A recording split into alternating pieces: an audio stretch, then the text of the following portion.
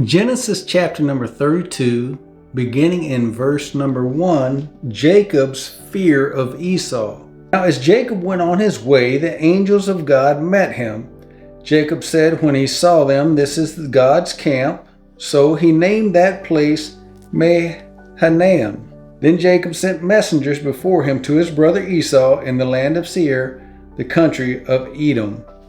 He also commanded them, saying, "Thus you shall say to my lord Esau, Thus says your servant Jacob, I have sojourned with Laban and stayed until now. I have oxen and donkeys and flocks and male and female servants, and I have sent to tell my lord that I may find favor in your sight." The messengers returned to Jacob, saying, "We came to your brother Esau, and furthermore he is coming to meet you, and 400 men are with him." Then Jacob was greatly afraid and distressed, and he divided the people who were with him, and the flocks and the herds and the camels into 2 companies. For he said, "If Esau comes to the one company and attacks it, then the company which is left will escape." Jacob said, "O God of my father Abraham and God of my father Isaac, O Lord, who said to me, 'Return to your country and to your relatives, and I will prosper you,' I am unworthy of all the loving kindness and of all the faithfulness which you have shown to your servant. For with my staff only I crossed this Jordan, and now I have become 2 companies. Deliver me, I pray, from the hand of my brother from the hand of Esau, for I fear him, that he will come and attack me and the mothers and with the children. For you said, I will surely prosper you and make your descendants as the sand of the sea, which is too great to be numbered." So he spent the night there. Then he selected from what he had with him a present for his brother Esau: 200 female goats and 20 male goats, 200 ewes and 20 rams, 30 milking camels and their colts, 40 cows and 10 bulls, 20 female donkeys and 10 male donkeys. He delivered them into the hand of his servants, every drove by itself, and said to his servants, "Pass on before me and put a space between droves." He commanded the one in front, saying, "When my brother Esau meets you and asks you, saying, 'To whom do you belong, and where are you going, and to whom do these animals in front of you belong?' then you shall say, 'These belong to your servant Jacob. It is a present sent to my lord Esau, and behold, he also is behind us.'" Then he commanded also the second and the third, and all those who followed the drove, saying, "After this manner you shall speak to Esau when you find him. And you shall say, 'Behold, your servant Jacob also is behind us, for he said, I will appease him with the present that goes before me. Then afterward I will see his face. Perhaps he will accept me.'" So the present passed on before him, while he himself spent that night in the camp. Now he arose that same night and took his 2 wives and his 2 maids and his 11 children and crossed the ford of the Jabbok. He took them and sent them across the stream, and he sent across whatever he had. Genesis chapter number 32, beginning in verse 24. Jacob wrestles. Then Jacob was left alone, and a man wrestled with him until daybreak. When he saw that he had not prevailed against him, he touched the socket of his thigh, so the socket of Jacob's thigh was dislocated while he wrestled with him. Then he said, "Let me go, for the dawn is breaking." But he said, "I will not let you go unless you bless me." So he said to him, "What is your name?" And he said, "Jacob." He said, "Your name shall no longer be Jacob, but Israel, for you have striven with God and with men and have prevailed." Then Jacob asked him and said, "Please tell me your name." But he said, "What is it that you ask? Why is it that you ask my name?" And he blessed him there. So Jacob named the place Peniel, for he said, "I have seen God face to face, yet my life has been preserved." Now the sun rose upon him just as he crossed over Peniel, and he was limping on his thigh. Therefore to this day the sons of Israel do not eat the sinew of the hip, which is on the socket of the thigh, because he touched the socket of Jacob's thigh in the sinew of the hip. Genesis chapter number 33, Jacob meets Esau. Then Jacob lifted up his eyes and looked, and behold, Esau was coming, and 400 men with him. So he divided the children among Leah and Rachel and the two maids. He put the maids and their children in front, and Leah and her children next, and Rachel and Joseph last. But he himself passed on ahead of them and bowed down to the ground 7 times until he came near to his brother. Then Esau ran to meet him and embraced him and fell on his neck and kissed him, and they wept. He lifted his eyes and saw the women and the children and said, "Who are these with you?" So he said, "The children whom God has graciously given your servant." Then the maids came near with their children, and they bowed down. Leah likewise came near with her children, and they bowed down. And afterward Joseph came near with Rachel, and they bowed down. And he said, "What do you mean by all this company which I have met?" And he said, "To find favor in the sight of my Lord." But Esau said, "I have plenty, my brother. Let what you have be your own." Jacob said, "No, please. If now I have found favor in your sight, then take my present from my hand.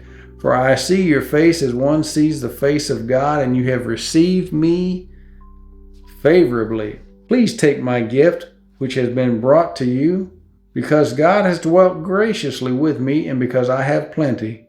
Thus he urged him, and he took it. Then Esau said, "Let us take our journey and go, and I will go before you." But he said to him, "My Lord knows that the children are frail, and that the flocks and herds which are nursing are a care to me. And if they are driven hard one day, all the flocks will die. Please let my Lord pass on before his servant, and I will proceed at my leisure, according to the pace of the cattle that are before me, and according to the pace of the children, until I come to my Lord at Seir." I said, "Please let me leave with you some of the people who are with me." But he said, "What need is there? Let me find favor in the sight of my Lord." So Esau returned that day on his way to Seir. Jacob journeyed to Succoth and built for himself a house and made booths for his livestock. Therefore the place is named Succoth. Genesis chapter number 33, beginning in verse number 18, Jacob settles in Shechem. Now Jacob came safely to the city of Shechem, which is in the land of Canaan, when he came from Padan Aram and camped before the city. He bought the piece of land where he had pitched his tent from the hand of the sons of Hamor, Shechem's father, for 100 pieces of money. Then he erected there an altar and called it El Elohi Israel. Genesis chapter number 34, beginning in verse number 1, the treachery of Jacob's sons. Now Dinah, the daughter of Leah, whom she had borne to Jacob, went out to visit the daughters of the land.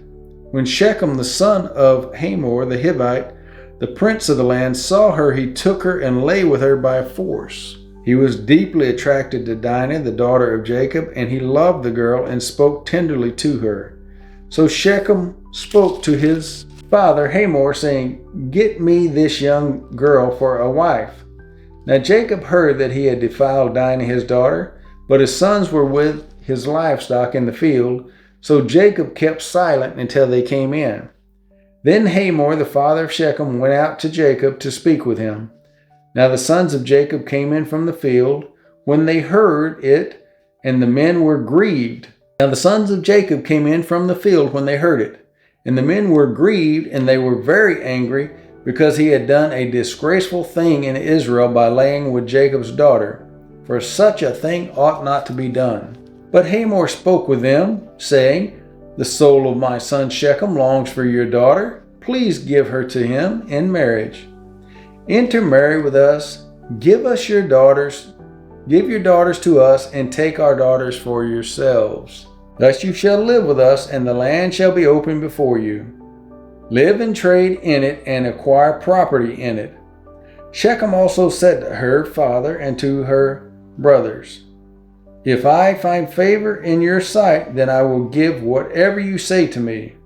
Ask me ever so much bridal payment and gift, and I will give according as you say to me.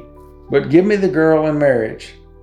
But Jacob's sons answered Shechem and his father Hamor with deceit, because he had defiled Dinah their sister. They said to them, "We cannot do this thing to give our sister to one who is uncircumcised, for that would be a disgrace to us. Only on this condition will we consent to you, if you will become like us, in that every male of you be circumcised, then we will give our daughters to you, and we will take your daughters for ourselves, and we will live with you and become one people. But if you will not listen to us to be circumcised, then we will take our daughter and go." Now their words seemed reasonable to Hamor and Shechem, Hamor's son. The young man did not delay to do the thing, because he delighted with Jacob's daughter. Now he was more respected than all the household of his father. So Hamor and his son Shechem came to the gate of their city and spoke to the men of their city, saying, "These men are friendly with us. Therefore let them live in the land and trade in it, for behold, the land is large enough for them. Let us take their daughters in marriage and give our daughters to them. Only on this condition will the men consent to live with us, to become one people, that every male among us be circumcised as they are circumcised. Will not their livestock and their property and all their animals be ours? Only let us consent to them, and they will live with us." All who went out of the gate of his city listened to Hamor and to his son Shechem, and every male was circumcised, all who went out of the gate of his city. Now it came about on the third day, when they were in pain, that two of Jacob's sons, Simeon and Levi, Dinah's brothers, each took his sword and came upon the city unawares and killed every male. They killed Hamor and his son Shechem with the edge of the sword, and took Dinah from Shechem's house, and went forth. Jacob's sons came upon the slain and looted the city, because they had defiled their sister. They took their flocks and their herds and their donkeys, and that which was in the city and that which was in the field. And they captured and looted all their wealth, and all their little ones, and their wives, even all that was in the houses. Then Jacob said to Simeon and Levi, "You have brought trouble on me by making me odious among the inhabitants of the land, among the Canaanites and the Perizzites, and my men being few in number, they will gather together against me and attack me, and I will be destroyed, I and my household." But they said, "Should he treat our sister as a harlot?" Genesis chapter number 35. Jacob moves to Bethel. Then God said to Jacob, "Arise, go up to Bethel and live there, and make an altar there to God, who appeared to you when you fled from your brother Esau." So Jacob said to his household and to all who were with him, "Put away the foreign gods which are among you, and purify yourselves, and change your garments. And let us arise and go up to Bethel, and I will make an altar there to God, who answered me in the day of my distress, and has been with me wherever I have gone." So they gave to Jacob all the foreign gods which they had, and the rings which were in their ears, and Jacob hid them under the oak which was near Shechem. As they journeyed, there was a great terror upon the cities which were around them, and they did not pursue the sons of Jacob. So Jacob came to Luz, that is Bethel, which is in the land of Canaan, and he and all the people who were with him. He built an altar there and called the place El Bethel, because there God had revealed himself to him when he fled from his brother. Now Deborah, Rebekah's nurse, died, and she was buried below Bethel under the oak. It was named Allon Bakuth. Genesis chapter number 35, beginning in verse 9. Jacob is named Israel. Then God appeared to Jacob again. He came from Padan Aram, and he blessed him. God said to him, "Your name is Jacob. You shall no longer be called Jacob, but Israel shall be your name." Thus he called him Israel. God also said to him, "I am God Almighty. Be fruitful and multiply. A nation and a company of nations shall come from you, and kings shall come forth from you. The land which I gave to Abraham and Isaac I will give it to you, and I will give the land to your descendants after you. Then God went up from him in the place where he had spoken with him. God set up in the place where he had spoken. Jacob set up a pillar in the place where he had spoken with him, a pillar of stone, and he poured out a drink offering on it. He also poured oil on it. So Jacob named the place where God had spoken with him Bethel. Then they journeyed from Bethel, and when there was still some distance to go to Ephrath, Rachel began to give birth, and she suffered severe labor. When she was in severe labor, the midwife said to her, "Do not fear, for now you have another son." It came about as her soul was departing, for she died, that she named him Ben-Oni, but his father called him Benjamin. So Rachel died and was buried on the way to Ephrath, that is Bethlehem. Jacob set up a pillar over her grave, that is the pillar of Rachel's grave to this day. Then Israel journeyed on and pitched his tent beyond the tower of Eder. It came about while Israel was dwelling in that land that Reuben went and lay with Bilhah, his father's concubine, and Israel heard of it. Genesis chapter number 35, beginning in verse 23, the sons of Israel. There were 12 sons of Jacob, and the sons of Leah, Reuben, Jacob's firstborn, then Simeon and Levi and Judah and Issachar and Zebulun, the sons of Rachel, Joseph and Benjamin, and the sons of Bilhah, Rachel's maid, Dan and Naphtali, and the sons of Zilpah, Leah's maid, Gad and Asher. These are the sons of Jacob who were born to him in Padan Aram. Jacob came to his father Isaac at Mamre and Kiriath Arba, that is Hebron, where Abraham and Isaac had sojourned. Now the days of Isaac were 180 years old. Isaac breathed his last and died, and was gathered to his people, an old man of ripe age, and his sons Esau and Jacob buried him